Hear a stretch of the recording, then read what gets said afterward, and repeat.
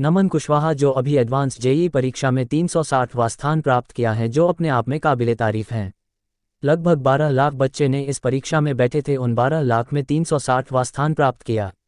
JEE की परीक्षा बहुत ही टफ होती है। नमन भी पहले अटेम्प्ट में असफल हुए थे, लेकिन उनका हौसला नहीं टूटा था। आखिर आज अपने मंजिल को पा ही लिए।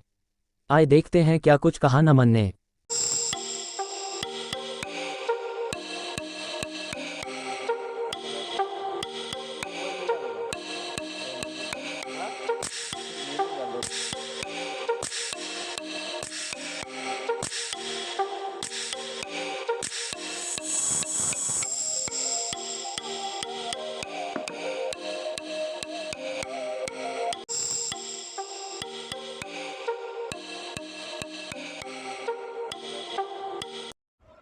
क्वेश्चन आंसर पहले थोड़ा बात कर लेते तो ठीक रहेगा। नमन जी, सबसे पहले आपका बहुत बहुत धन्यवाद, आभार और शुभकामनाएं आपको कि आपने देश का नाम रोशन किया। न सिर्फ देश का बल्कि आप अपने राज्य के लिए भी अच्छा काम कर रहे हैं। क्या कहेंगे इस प्रगति को, और इतना बढ़िया आपने मार्क्स लाया है। खास करके जेईई मेंस में बहुत टफ होता है एग्जाम देना और फिर लाना, तो सबसे पहला इसका श्रेय आप किसे देना चाहिए? मैं तो अपने पेरेंट्स को ही दूंगा और मेरे क्लासेस वालों को, टीचर्स को। उन्होंने मेरी बहुत मदद किया और उनके वजह से ही मैं कर पाया। मैंने पहले नहीं कर पाया था, इसलिए ड्रॉप लिया था। फिर मैंने अपने पेरेंट्स की मदद से मैंने ड्रॉप में अच्छी तरह से पढ़ पाया और मैंने टीचर्स में बहुत मदद की मेरी। उनकी वजह से ही मैं कर पाया हूँ। आज आपने 360वां रैंक लाया भारत में। आपको किस तरह की उम्मीद थी? आपकी प्रिपरेशन कहाँ जा रही थी? आपका एक्सपेक्टेशन क्या था?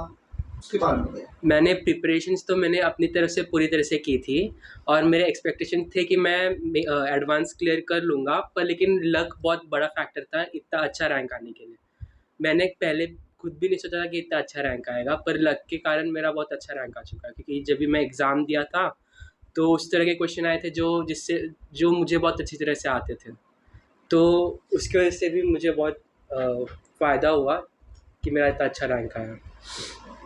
आपके साथी भी आपको फॉलो करते होंगे। आपको कब ऐसा लगा कि मेरा इतना अच्छा रैंक आएगा, या एक्सपेक्टेशन थी, या फिर ऐसा सोच रहे थे कि शायद इतना मेरा नहीं आएगा, कुछ कम आएगा? इस तरह की कोई बातें कभी आपके मन में आई थी बीच में कभी कभी, जैसे कि मैंने अपने जब भी दूसरे एग्ज़ाम्स दिए थे तो उसमें कभी अच्छा नहीं आया। जैसे कि वीआईटी वगैरह दिया था मैंने, वीआईटी और बिटसेट, तो उसमें उतना अच्छा नहीं आया, तो मुझे लगा कि एडवांस में भी नहीं हो पाएगा।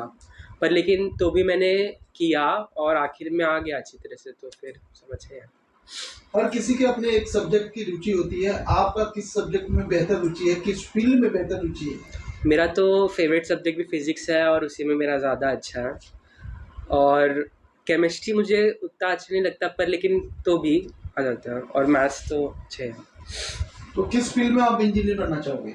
मैं कंप्यूटर साइंस में करना चाहूँगा, कोडिंग और आर्टिफिशियल इंटेलिजेंस और एक्सेट्रा उसके बारे में। आपको ऐसा लगता है कि देश हमारा डिजिटल की तरफ जा रहा है, ऐसे में कंप्यूटर बहुत बड़ा फैक्टर हमारे देश में डेवलप के लिए? हाँ, वो तो है ही। सिर्फ देश में नहीं, पूरी दुनिया में ही वैसा है कि कंप्यूटर साइंस अभी आगे बढ़ते जाएगा। क्योंकि हर फील्ड में जैसे कि आर्टिफिशियल इंटेलिजेंस ही है, जैसे कि कार्स में हो गया, फिर घर के सब चीज़ें ऑटोमेटेड हो रही हैं।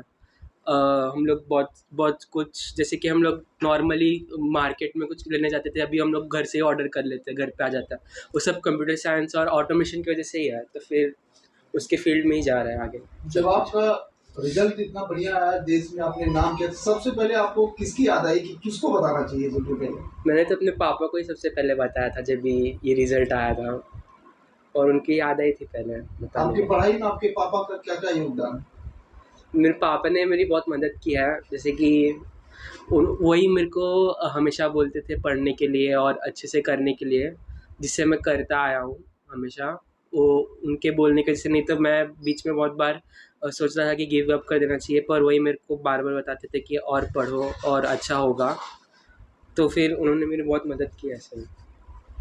अक्सर जब हम बड़ा होते हैं तो काफ़ी लोगों का नज़र होता है, जैसा कि आपके पुराने क्लासेस का भी जो है आपकी तस्वीरें ली गई, शायद अपने बोर्ड में लगाएंगे और बताएंगे कि अपने बच्चों को पढ़ाया है। तो ऐसे आप भारत में हो और विदेश से अगर कोई आपको ऑफर आता है कि आप हमारे विदेश में आइए और वहाँ का कल्चर को बढ़ाइए आगे, या फिर वहाँ की टेक्नोलॉजी को आपका योगदान दीजिए, तो आप क्या अपने भारत के बारे में सोचेंगे या विदेश के बारे में सोचेंगे? ऐसा तो नहीं है कि मतलब कि मैं भारत को छोड़ दूंगा, क्योंकि मैं यहीं से पढ़ा हूँ तो फिर यहाँ का योगदान तो दूंगा ही मैं। वहाँ पे अगर मैं वहाँ बाहर जाके पढ़ूँ भी तो मैं भारत में तो योगदान देना नहीं छोड़ूंगा कुछ भी हो जाए। दो चीजें आपके सामने हैं, देश का डेवलपमेंट या फिर पैसे का फैक्टर, क्योंकि जब भी कोई बाहर बुलाता है तो पैसे का फैक्टर जरूर बीच में रखता है, क्योंकि अमूमन भारतीय जो है पैसे का फैक्टर देख के विदेश जाते हैं। तो इस तरह की अगर कंडीशन आती है तो आप किस तरह से देखेंगे भारत को या अपने आप को? मतलब कि अगर भारत का भी डेवलपमेंट होगा तो उसमें भी तो पैसे का फैक्टर आता ही है कि मुझे मिलेगा, तो फिर उसमें तो कुछ फर्क नहीं रहता, तो इसलिए डेवलपमेंट तो देखूंगा ही मैं। अपने साथियों को क्या संदेश देंगे, जो साथी आपके समकक्ष है, जो आपके साथी आपके साथ रहे काफी दिनों तक लेकिन किसी कारणवश या तो पीछे रह गए, आपके आसपास रहे, उनके लिए क्या संदेश है, क्या कहेंगे? कि मेहनत तो सबने की, क्योंकि मैं भी साथ में ही था तो मैंने भी देखा ही है कि सबने मेहनत की। अगर उनको नहीं भी हुआ तो आगे भी तो बहुत दूसरी चीज़ें हैं जिसमें कि वो लोग जाके अपने अच्छे तरह से कर सकते हैं, फ्यूचर बनेगा ही सब लोग का, इसलिए ऐसा कुछ टेंशन लेने की ज़रूरत नहीं है। और मतलब कि अगर आईआईटी में नहीं हुआ तो भी ऐसे बहुत अच्छे कॉलेजेस हैं जिसमें आगे जाके इंजीनियरिंग में वो लोग अपना फ्यूचर बैठा सकते हैं, तो फिर प्रॉब्लम नहीं है कहीं पे भी, तो इसलिए टेंशन नहीं लेना चाहिए किसी को।